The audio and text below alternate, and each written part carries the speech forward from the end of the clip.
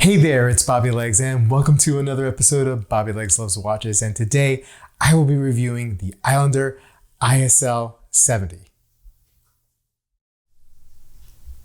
The ISL 70 was also released in tandem with the ISL 72. Now, the 72 takes some design cues from the beloved Seiko Sport, which kind of combined a dive watch with a pilot style dial.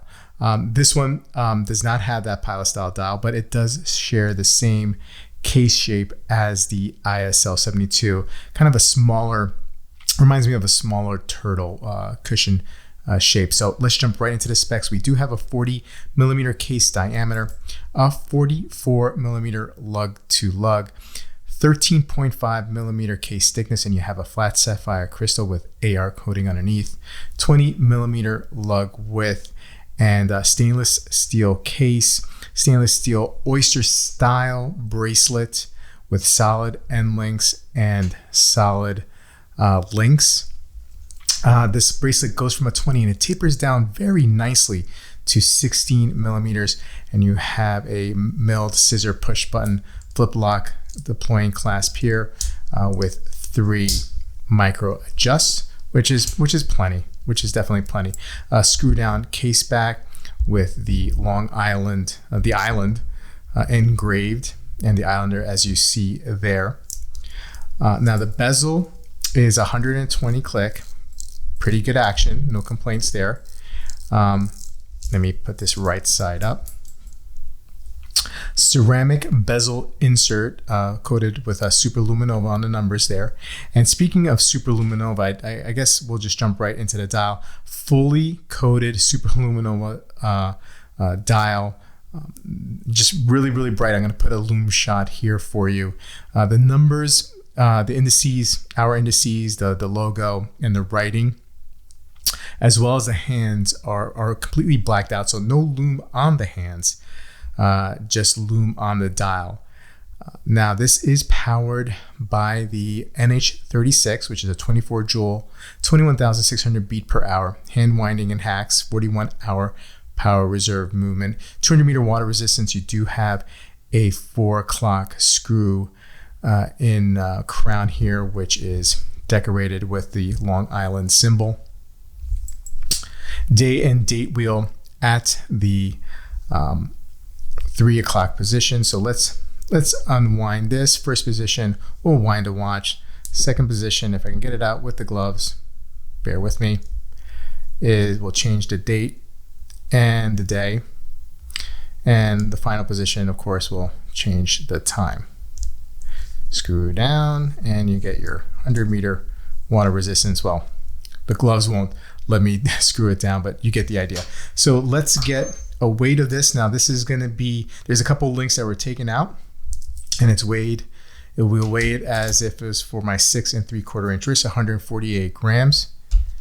Let's put this on wrist. Now this watch is one of the great things I like about this watch, and is well done by Mark. This the bracelet goes from 20 to 16, as I mentioned, and it's so comfortable. I can't believe how comfortable this watch really fits around my wrist. The flat case back is just on top of my wrist, 44 lug to lug millimeters lug to lug. So plenty of room. And it almost, I was wearing this watch all day, and it really feels like at times it wasn't there.